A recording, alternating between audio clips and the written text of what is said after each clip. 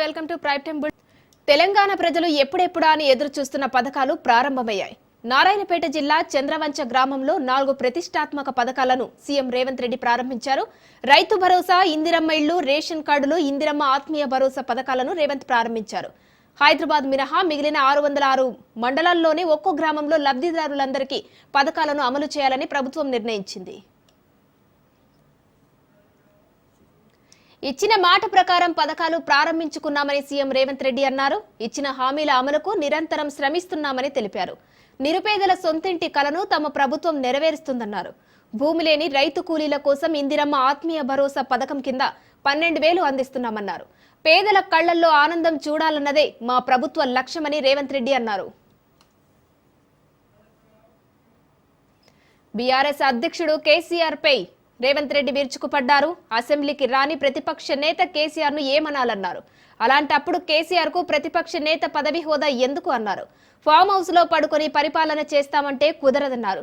అధికారులు గ్రామాలకు వెళ్తే చిల్లర పంచాయతీలు చేస్తున్నారని ఫైర్ అయ్యారు. కేసీఆర్ కుటుంబంలో చాలా మందికి పదవులు ఇచ్చారన్న సీఎం ఏ పదవి లేకుండా ప్రజలకు సేవ చేస్తుంటే విమర్శలు చేస్తున్నారని మండిపడ్డారు.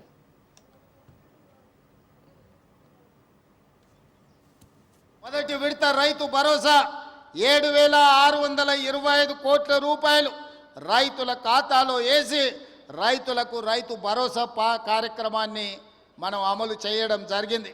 ఇదే కాదు, మొదటి సంవత్సరంలో ఈ రాష్ట్రాన్ని పట్టి పీడిస్తున్న నిరుద్యోగ సమస్యను పరిష్కరించడానికి తెలంగాణ రాష్ట్ర ప్రభుత్వంలో మొదటి ఏడాదిలోనే 55,143 ప్రభుత్వ ఉద్యోగాలు ఇచ్చి ఈ రాష్ట్రంలో ఉన్న నిరుద్యోగ సమస్యను పరిష్కరించడానికి మన ప్రభుత్వం తీవ్రమైన కృషి చేసింది.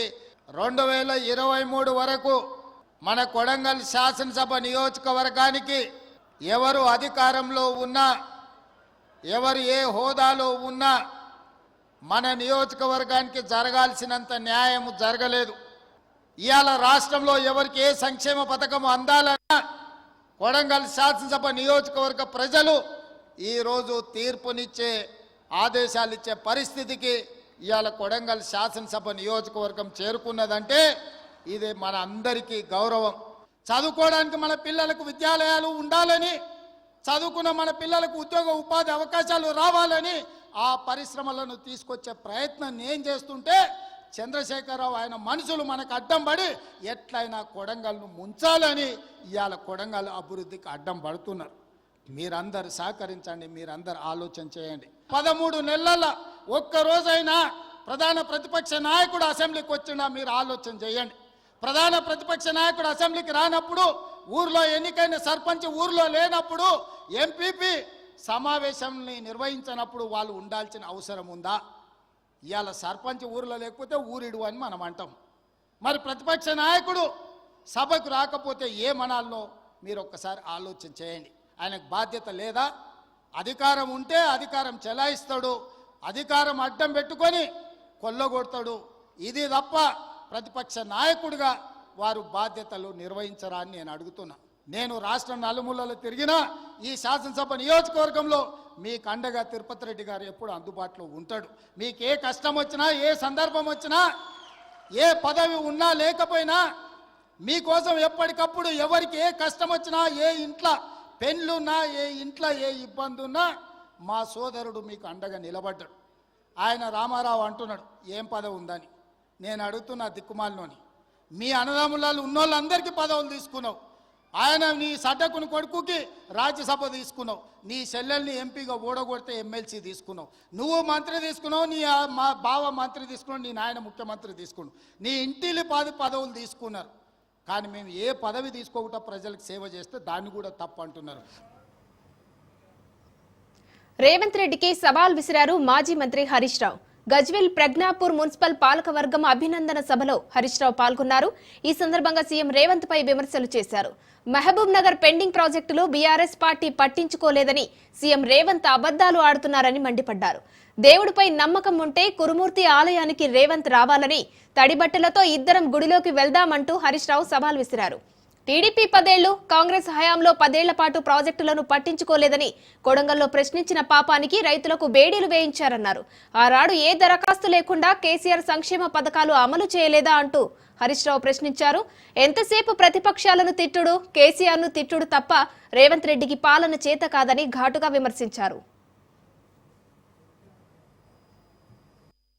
ముఖ్యమంత్రి గారిని దేవుడు కురుమూర్తి దేవుడు చాలా పవర్ఫుల్. పాలమూరు జిల్లాలో కురుమూర్తి దేవుడు అంటే అందరికీ నమ్మకం. నీ కొడంగల్ పక్కనే ఉంటది. పోరా కురుమూర్తి దేవుడి దగ్గరికి నువ్వురా తడిబట్టలతో, నేను కూడా తడిబట్టలతో వస్తా. తడిబట్టలతో ఇద్దరు కురుమూర్తి గుడికి ఎవరు నిర్లక్ష్యం చేసి 2 దశాబ్దాల పాటు నువ్వు ఉన్న తెలుగుదేశం పార్టీ, నువ్వు ఇప్పుడున్న కాంగ్రెస్ పార్టీ కదా పాలమూరు ప్రాజెక్టులకు మోసం చేసింది. 20 ఏళ్ళు, 10 ఏళ్ళు తెలుగుదేశం, 10 ఏళ్ళు కాంగ్రెస్ పార్టీ, 20 ఏళ్ళు కల్లకుర్తి, నెట్టపాడు, భీమా, గోవింద్ సాగర్ ప్రాజెక్టులను పెండింగ్ లో పెట్టి 20 ఏళ్లలో మీరు 26 ఎకరాలకు నీళ్ళు ఇచ్చింది. కానీ కేసీఆర్ గారు ముఖ్యమంత్రి ఇంకా వారి ఆదేశంతో నీళ్ల మంత్రిగా మహబూబ్ నగర్ జిల్లాలో రాత్రి పూట ప్రాజెక్టుల దగ్గరే పడుకొని రాత్రి పనిచేయించి 4,000 కోట్లు ఖర్చు పెట్టి 6,50,000 ఎకరాలకు పాలమూరు జిల్లాలో నీళ్లు బాధించింది బీఆర్ఎస్. ఇది తప్ప గొప్ప పోరాప కురుమూర్తి గుళ్ళకి ఆ దేవుడి ముందు కైకట్టంతో ప్రమాణం చేద్దాం. 6,500 లక్షల ఎకరాలకు మేము నీళ్లు ఇచ్చిన వాళ్ళేదా మహబూబ్ నగర్ జిల్లా. కేంద్ర ప్రభుత్వ తీరుపై సీఎం రేవంత్ రెడ్డి నిప్పులు చెరిగారు. వర్సిటీలపై పెత్తనం కోసం కేంద్రం ప్రయత్నిస్తోందని, అయితే ఈ మార్పుల అజెండా వెనుక కుట్ర దాగి ఉందని సంచలన వ్యాఖ్యలు చేశారు. యూజీసీ నిబంధనల్లో చేయాలనుకునే మార్పులు రాజ్యాంగం మీద దాడి చేసినట్లేనని చెప్పారు సీఎం రేవంత్. హక్కులను తెలంగాణ ప్రభుత్వం కోల్పోవడానికి సిద్ధంగా లేదన్నారు రేవంత్. పద్మ అవార్డుల విషయంలోనూ కేంద్రం తీరుపై రేవంత్ రెడ్డి ఆగ్రహం వ్యక్తం చేశారు. తెలంగాణ సిఫారసులను కేంద్రం పట్టించుకోలేదంటూ మండిపడ్డారు. ఈ అంశంలో కేంద్రానికి రాష్ట్రం లేఖ రాస్తుందని మరోసారి వెల్లడించారు. 10 ఏళ్లు తానే సీఎంగా ఉంటానని రేవంత్ రెడ్డి ధీమా వ్యక్తం చేశారు. తెలంగాణ ప్రజలు కాంగ్రెస్ కు 10 ఏళ్లు పాలించే అవకాశం ఇస్తారన్నారు. ఈ 10 ఏళ్లలో తెలంగాణను అభివృద్ధి పదంలో నడిపిస్తామన్నారు. ఉండే యూనివర్సిటీల వైస్ ఛాన్సలర్లను కూడా కేంద్ర ప్రభుత్వం యూజీసీ నియమిస్తాము అని అంటే మనం చేతులు కట్టుకొని కూర్చుంటే సాంస్కృతిక పరమైన దాడి జరగబోతుంది. ఆ తర్వాత ఈ విశ్వవిద్యాలయాలు కొంతమంది చేసే విష ప్రచారానికి వేదికలు కాబోతున్నాయి. ఇది మన సమాజాన్ని చీల్చడానికి ఉపయోగపడుతుంది తప్ప ఈ సమాజానికి చికిత్స చేయడానికి విశ్వవిద్యాలయాల వేదిక కాకుండా పోయే ప్రమాదం ఉన్నది. ఈ రోజు 76వ గణతంత్ర దినోత్సవ ఉత్సవాల సందర్భంగా ప్రధానమంత్రి గారికి నేను విజ్ఞప్తి చేస్తున్నా. మీరు చేసే దాడి, మీరు మార్చాలనుకుంటున్న యూజీసీ నిబంధనలు, ఇది రాజ్యాంగం మీద దాడిగానే మేము భావించాల్సి వస్తుంది. పద్మభూషణ్, పద్మశ్రీ అవార్డుల కోసం కూడా తెలంగాణ సమాజానికి ప్రతీకలైన గద్దర్ గారి పేరు, చుక్కా రామయ్య గారి పేరు, అందశ్రీ పేరు, గోరెటి వెంకన్న పేరు, జయతీర్ తిరుమలరావు గారి పేర్లు, వీటన్నిటినీ రాష్ట్ర ప్రభుత్వం నుంచి మేము ప్రతిపాదన ఇచ్చినాం. కానీ ఏ ఒక్క పేరు కూడా కేంద్ర ప్రభుత్వం పరిగణలోకి తీసుకోలేదు. ఇది మాకు కొంచెం బాధ కలిగించింది. మిత్రుడు మందకృష్ణ మాదిగకి ఇచ్చినందుకు మనస్ఫూర్తిగా నేను అభినందిస్తున్నా. కేంద్ర ప్రభుత్వం గద్దర్ను, చుక్కా రామయ్య గారిని, జయ జయ హే తెలంగాణ అందించిన అందశ్రీని, గోరెటి వెంకన్నను, జయతీర్ తిరుమలరావు గారిని అసలు పరిగణలోకే తీసుకోకపోవడం అనేది ఇది మన తెలంగాణ సమాజానికి కొంత బాధ కలిగించే అంశము. ఇప్పటికైనా ఈ ప్రాంతం నుంచి కేంద్రంలో ప్రాతినిధ్యం వహిస్తున్న పెద్దలు ఆలోచన చేయాలి. ఒక పక్కన సామాజిక బాధ్యతను గుర్తు చేస్తూనే సమాజంలో ఉద్యోగ ఉపాధి అవకాశాలు, సాంకేతిక నైపుణ్యంతో కూడుకున్న శిక్షణ ఉండాలి. దానికి సంబంధించిన ప్రణాళికలు మీరు సిద్ధం చేయండి. రాబోయే 2 సంవత్సరాలు ఏం చేస్తారు, 4 సంవత్సరాలు ఏం చేస్తారు, 6 సంవత్సరాలు ఏం చేస్తారు, 8 సంవత్సరాలు ఏం చేస్తారు, 10 సంవత్సరాలు ఏం చేస్తారు, ఒక 10 సంవత్సరాలకు అవసరమైన ప్రణాళికలు మీరు సిద్ధంగా చేయండి. ఖచ్చితంగా 10 సంవత్సరాల ఆ బాధ్యత నేను తీసుకుంటా, మీరు ఇచ్చే ప్రణాళికలను అమలు చేసే బాధ్యత నేను తీసుకుంటా అని చెప్పి వారికి నేను చెప్పడం జరిగింది. కొంతమందికి ఆశ్చర్యం అనిపించవచ్చు, 10 సంవత్సరాలు రేవంత్ రెడ్డి గారికి అవకాశం ఉంటుందని నేను బలంగా నమ్ముతున్నా. ఉమ్మడి ఖమ్మం జిల్లా కొణిజర్ల మండలం చిన్న గోపతి బహిరంగ సభలో డిప్యూటీ సీఎం భట్టి విక్రమార్క కీలక వ్యాఖ్యలు చేశారు. దాచుకొని దోచుకోవడమే బీఆర్ఎస్ చేసిన పని అని, తమది ప్రజా ప్రభుత్వమని, సంక్షేమ పథకాలను ప్రజలకు అందించే ప్రభుత్వమన్నారు. సంపద సృష్టించి ప్రజలకు పంచడమే తమ లక్ష్యమన్నారు. 4 పథకాలనే చిన్న చూపు చూస్తున్నారని, 4 పథకాల అమలుకు ఏడాదికి 47,000 కోట్ల రూపాయల నిధులు అవసరమన్నారు. 10 సార్లు ఆలోచన చేసి నిర్ణయం చేస్తామని చెప్పి మీ అందరికీ మాటిస్తూ ఈ రాష్ట్ర ప్రభుత్వం ద్వారా ఈ రోజు జరుగుతున్నటువంటి ఈ సంక్షేమ కార్యక్రమంలో లబ్ధి పొందుతున్న మీ అందరికి మరొకసారి నా హృదయపూర్వకమైనటువంటి ధన్యవాదాలు తెలియజేస్తూ పేదలు, బడుగులు, బలహీన వర్గాలు, దళిత గిరిజనులు, రైతులు, పారిశ్రామికవేత్తలు అందరూ కలిసి చెమటోదేదంతో సమకూర్చిన ప్రతి పైసా ఈ రోజు రాష్ట్ర బడ్జెట్ లోకి వస్తున్నప్పుడు ఆ ప్రతి పైసాని కూడా భయం పెట్టుకుని జాగ్రత్తగా ఖర్చు ప్రజలకు పంపిణీ చేసే కార్యక్రమాన్ని తీసుకుంటామని, ఆ నిధులను దోబరాయేటట్టు మాత్రం చేయనని, ఇది ప్రజల సంపద, ఆ ప్రజల సంపదకి కస్టోడియన్ గా మేము ఉంటామని చెప్పి మీ అందరికీ మాటిస్తూ సెలవు తీసుకున్నాను. జనగామ జిల్లా ఎర్రకుంట తండాలో ఉద్రిక్తత తలెత్తింది. బీఆర్ఎస్ కాంగ్రెస్ శ్రేణుల మధ్య ఘర్షణ చెలరేగింది.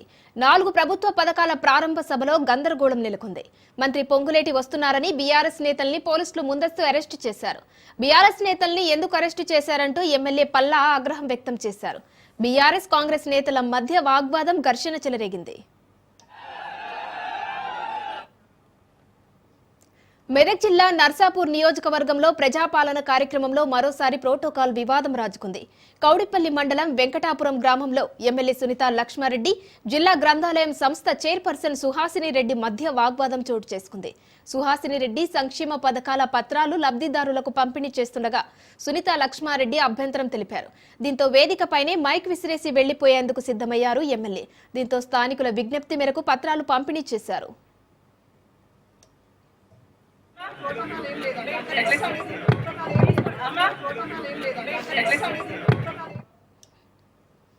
కేంద్ర మంత్రి బండి సంజయ్ పై మంత్రి పొన్నం ప్రభాకర్ ఫైర్ అయ్యారు.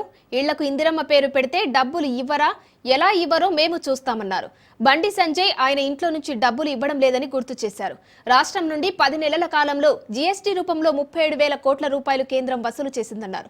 కానీ తెలంగాణకు కేంద్రం ఇచ్చిందెంతో చెప్పాలన్నారు. దీన్ దయాల్ అంత్యోదయ, దీన్ దయాల్ గృహజ్యోతి లాంటి పేర్లు పథకాలకు ఎందుకు పెట్టారు? వీళ్ళేమైనా దేశం కోసం ప్రాణత్యాగం చేశారా అంటూ ప్రశ్నించారు.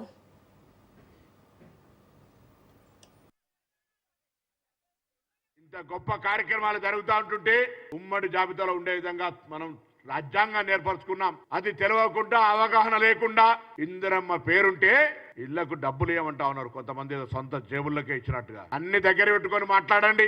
ఇప్పటికే తెలంగాణ బీజేపీ తెలంగాణ ప్రజలకు మోసం చేసింది. తెలంగాణ ప్రజలకు సంబంధించి తెలంగాణ రాష్ట్ర ఏర్పాటుతో 10 సంవత్సరాల అధికారం ఉన్న కేంద్రంలో మీరు విభజన హామీలు అమలు చేయకపోగా తెలంగాణ ఏర్పాటును ప్రధానమంత్రి స్వయంగా పార్లమెంట్ లో విమర్శ చేసి అవమానపరిస్తే మాట్లాడని మీరు బడ్జెట్ లో నిధులు కేటాయించకపోతే ఆనాడు మీ నాయకుడు అటల్ బిహారీ వాజ్పేయి తోటి దుర్గా మాతగా పోల్చబడ్డటువంటి ఇందిరమ్మ గురించి మాట్లాడుతున్నారే. నేను భారతీయ జనతా పార్టీని అడుగుతా ఉన్నా, ఇలా అటువంటి నాయకుల మీద మీ పార్టీ ఏం క్రమశిక్షణ చర్య తీసుకుంటుందని అడుగుతా ఉన్నా. ఇందిరమ్మ లేని ఊరుండకపోవచ్చు. అటువంటి ఇందిరమ్మకు సంబంధించిన విషయం లోపల మేము ఇందిరమ్మ ఇండ్లు ఇస్తే డబ్బులు ఏమా? ఇవాళ తెలంగాణ రాష్ట్రం నుంచి జీఎస్టీ పేరు మీద సంవత్సరానికి 1,000 కోట్ల రూపాయలు కడతా ఉన్నామే. 664,000 రూపాయలు జీఎస్టీ పేరు మీద ఈ 10 నెలల కాలంలో రాష్ట్ర ప్రభుత్వం యొక్క ప్రజల దగ్గర పన్నులు వసూలు చేస్తారు. ఇక అనంతరం మాజీ మంత్రి కేటీఆర్ పై మండిపడ్డారు పొన్నం. దరఖాస్తులు తీసుకుంటుంటే పథకాలకు దరఖాస్తులు ఎందుకు అన్నారు. కేటీఆర్ ఏ ఊరుకు పోదామో నువ్వే డిసైడ్ అవ్వు, ఒక లబ్ధిదారుడికైనా అన్యాయం జరిగితే అప్పుడు అడగాలని సవాల్ చేశారు. అసహనానికి పరాకాష్ట కేటీఆర్ అన్నారు. బీఆర్ఎస్ ఆర్థిక విధ్వంసం తర్వాత కూడా పథకాలను తమ ప్రభుత్వం కొనసాగిస్తుందని తెలిపారు.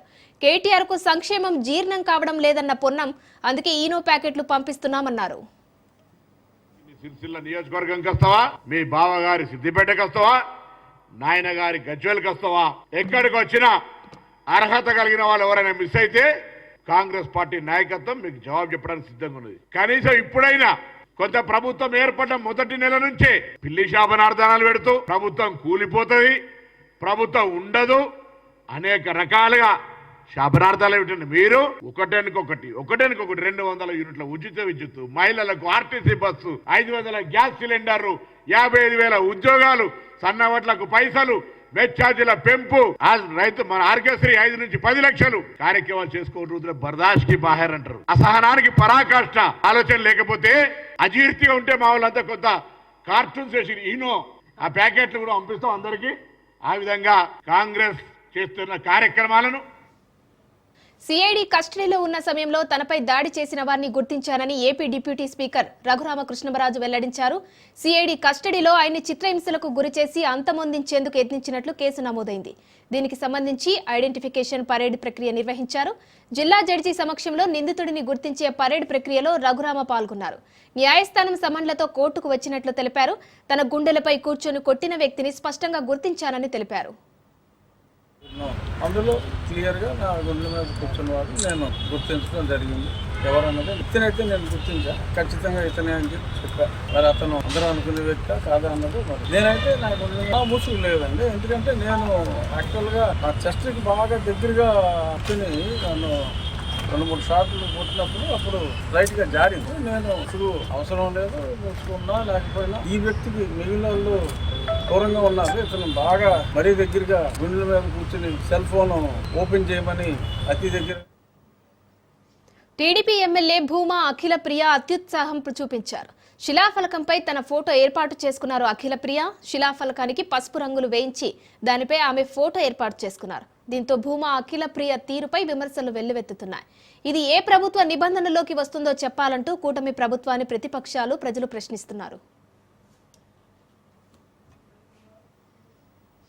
నంద్యాల జిల్లా ఆళ్లగడ్డ నియోజకవర్గంలోనే ఓబుళ్లపల్లె, యాదవవాడ గ్రామాల్లో సీసీ రోడ్లను ఎమ్మెల్యే భూమా అఖిల ప్రియ ప్రారంభించారు. శిలాఫలకంపై భూమా అఖిల ప్రియ ఫోటో ఆశ్చర్యాన్ని కలిగిస్తుంది. శిలాఫలకానికి పసుపు రంగులు వేస్తూ పైన భూమా అని రాయడంపై పలువురు విమర్శలు చేస్తున్నారు. ఇది ఏ ప్రభుత్వ నిబంధనల్లోకి వస్తుందో చెప్పాలని ప్రశ్నిస్తున్నారు. వైసీపీ పాలనలో పారిశ్రామికవేత్తలు ఏపీని వదిలి వెళ్లిపోయారని మండిపడ్డారు మంత్రి నిమ్మల రామానాయుడు. ఏపీకి పరిశ్రమలు, పెట్టుబడులు తెచ్చేందుకు కూటమి ప్రభుత్వం కృషి చేస్తుందని తెలిపారు. పశ్చిమ గోదావరి జిల్లా పాలకొల్లులో మెగా జాబ్ మేళా జరిగింది. నిరుద్యోగ యువతీ యువకులకు ఉద్యోగ నియామక పత్రాలు అందజేశారు మంత్రి. యువతకు బంగారు భవిష్యత్తు అందించే దిశగా ప్రభుత్వం కృషి చేస్తుందన్నారు మంత్రి నిమ్మల రామానాయుడు. పాల్గొంటే ఈ ఒక్క రోజే చాంబర్స్ కాలేజీ నుంచి ఈ యొక్క జాబ్ మేళాలో మరి దగ్గర 540 మందికి first phase and second phase కింద మరి వాళ్ళకి అపాయింట్మెంట్స్ ఇచ్చేటువంటి విధంగా అంటే సెలెక్ట్ అయ్యేటువంటి విధంగా ఈరోజు ఈ జాబ్ మేళా జరిగింది అని అంటే మరి ఎంత పెద్ద ఎత్తున ఉద్యోగ కల్పన ఇవ్వాలనేటువంటి ఆలోచనతో ఈ చాంబర్స్ కాలేజీ పనిచేస్తుంది అనేది ఈరోజు ఈ యొక్క జాబ్ మేళే ఒక ఉదాహరణ అని చెప్పి తెలియజేసుకుంటూ ఒక ప్రజాప్రభుత్వం అధికారంలోకి వచ్చాక 20 లక్షల ఉద్యోగాలు యువతీ యువకులకు ఇవ్వాలనేటువంటి ఆలోచనతో మరి పనిచేస్తూ అందులో భాగంగా 16,000 టీచర్ పోస్టులు డిఎస్సి నోటిఫికేషన్ ఇవ్వడంతో జాబ్. చంద్రబాబు దావోస్ పర్యటనపై రోజా చేసిన వ్యాఖ్యలను తీవ్రంగా ఖండించారు ఎమ్మెల్యే బొజ్జల సుధీర్ రెడ్డి. రోజా పిచ్చి పట్టిన మనిషిలాగా ప్రవర్తిస్తుందని విమర్శించారు. ఆమెకు ఇక రాజకీయ భవిష్యత్తు లేదన్నారు. ఇక నుండి మేకప్ వేసుకుని జీవనం సాగించాల్సిందే అంటూ కామెంట్స్ చేశారు. వైసీపీ హయాంలో ఒక్క పరిశ్రమ కూడా రాలేదంటే ఎంతటి విధ్వంస పాలన జరిగిందో అర్థం చేసుకోవచ్చు అన్నారు.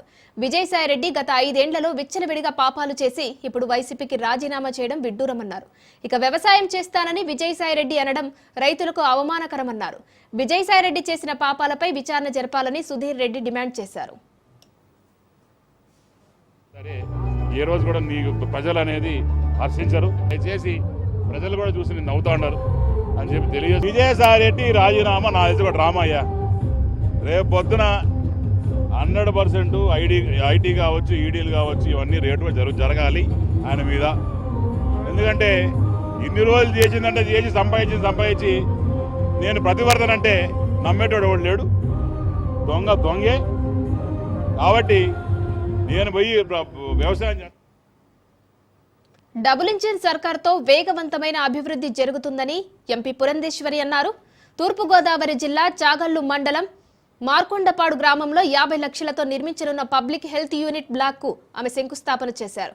ఈ సందర్భంగా రాష్ట్రంలో 70 ఏళ్లు పైబడిన ప్రతి ఒక్కరికి ఆయుష్మాన్ భారత్ పేరుతో 5 లక్షల వరకు సహాయాన్ని కేంద్రం అందిస్తుందన్నారు. అమరావతి నిర్మాణానికి 15,000 కోట్ల కేంద్రం కేటాయించిందన్నారు. అంతేకాక పోలవరం డయాఫ్రమ్ పునర్నిర్మాణానికి 12,500 కోట్ల నిధులు కేటాయించింది అన్నారు. ఇప్పటికే 100 కోట్ల రూపాయలు విడుదల చేసింది అన్నారు. అనంతరం బాలకృష్ణకు పద్మభూషణ్ అవార్డు రావడం అభినందనీయమని అన్నారు పురంధేశ్వరి. నటించడానికి వెనకడుగు వేయలేదు. అంటే నాన్నగారు ఏ రకంగా అన్ని పాత్రలు పోషించారో అదే దిశగా అడుగులు వేస్తూ సినీ రంగానికి ఆయన సేవలు అందిస్తున్నటువంటి సందర్భంలో దానికి తోడు సామాజిక సేవలో కూడా మాధ్యమంగా వారు సేవ చేస్తున్నటువంటి నేపథ్యం వారికి పద్మభూషణ్ రావడం అనేది మనం అందరూ కూడా ఆనందించడం మాత్రమే కాదు, స్వాగతించదగ్గ విషయం. మరెన్నో ఉన్నత స్థాయిలకి ఆయన ఎదగాలని, మరింత సేవ వారు అందివ్వాలని, ఆయురారోగ్యాలతో వర్ధిల్లాలని చెప్పి భగవంతుని ప్రార్థన కూడా చర్చించడం జరిగిందండి. ట్రైన్ స్టాప్స్ కి సంబంధించి ఆల్రెడీ అశ్విని వైష్ణవ్ గారికి 2 పర్యాయాలు కలవటం జరిగింది. మళ్ళీ తిరిగి సికింద్రాబాద్ లో ఏదైతే ఈ ట్రైన్స్ కి సంబంధించినటువంటి డిపార్ట్మెంట్ ఉందో వారితోటి కూర్చుని కూడా మేము చర్చిస్తాము. ఆ సమయం తీసుకున్న తర్వాత మేము ఖచ్చితంగా వారిని కలిసి ఏ విధంగా ఇక్కడ ట్రైన్ స్టాపేజెస్ ఇది వరకు ఉన్నట్టు స్టాప్లు ఏవైతే ఉన్నాయో వాటన్నిటిని తీసుకురావడానికి మా వంతు కృషి చేస్తాం. తెలంగాణ వ్యాప్తంగా గణతంత్ర వేడుకలు ఘనంగా జరిగాయి. సికింద్రాబాద్ పరేడ్ గ్రౌండ్స్ లో జాతీయ జెండాను గవర్నర్ జిష్ణుదేవ్ వర్మ ఆవిష్కరించారు. అనంతరం పోలీసుల నుంచి గౌరవ వందనం స్వీకరించారు. ఈ కార్యక్రమంలో సీఎం రేవంత్, మంత్రులు, ఎమ్మెల్యేలు, ఉన్నతాధికారులు పాల్గొన్నారు.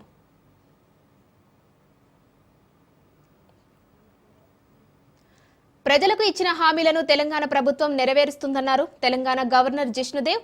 తెలంగాణ సంస్కృతిని పరిరక్షించడానికి ప్రజాప్రభుత్వం కృషి చేస్తుందన్నారు. సాంస్కృతిక అస్తిత్వానికి తెలంగాణ తల్లి విగ్రహం ప్రతీక అని వెల్లడించారు. రైతులపై ఆర్థిక భారం తొలగించేందుకు రైతు రుణమాఫీ చేశారని అన్నారు. ఆర్టీసీ బస్సుల్లో మహిళలకు తెలంగాణ ప్రభుత్వం ఉచిత ప్రయాణం కల్పించిందన్నారు.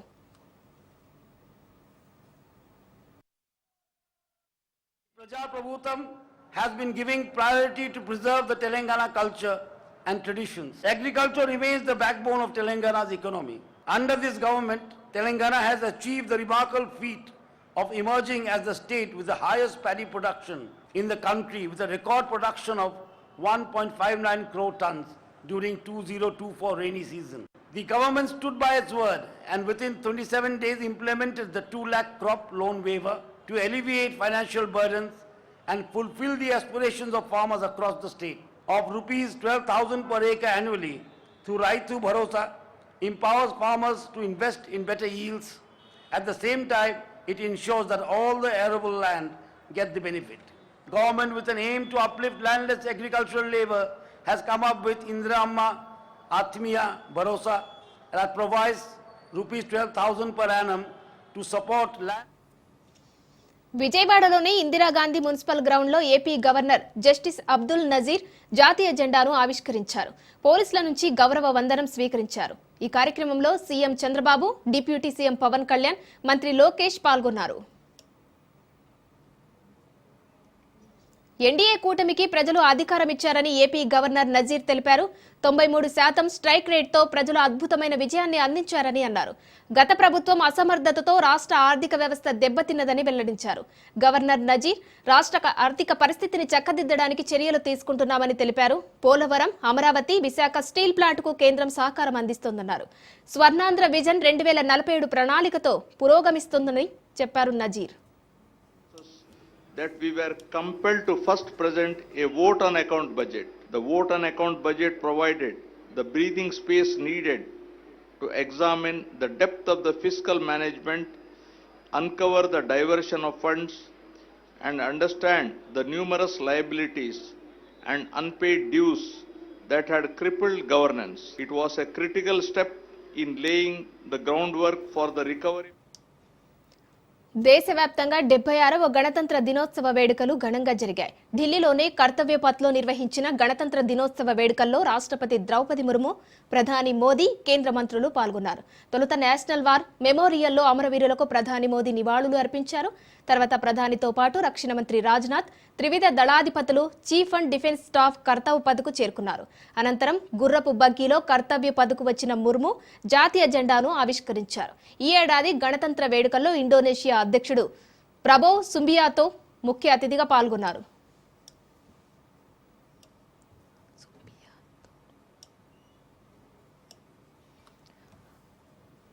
సైనిక బలగాల నుంచి రాష్ట్రపతి ముర్ము గౌరవ వందనం స్వీకరించారు. త్రివిధ దళాల సంయుక్తంగా ఒక శకటాన్ని తీసుకురావడం ఈసారి ప్రత్యేకత. స్వర్ణిం భారత్, విరాసత్ ఔర్ వికాస్ అనే ఇతివృత్తంతో ఈసారి కవాతులో పాల్గొనే శకటాలకు రూపకల్పన చేశారు. బ్రహ్మోస్, ఆకాశ్ క్షిపణులు, పినాకా మల్టీ బ్యారెల్ ర్యాకెట్ ప్రత్యేక ఆకర్షణగా నిలిచాయి. కర్తవ్య పథ్పై హెలికాప్టర్లు పూల వర్షం కురిపించాయి. రాష్ట్రపతి భవన్ నుంచి ఎర్రకోట వరకు 9 కిలోమీటర్ల మేర రిపబ్లిక్ డే పరేడ్ని ఏర్పాటు చేశారు.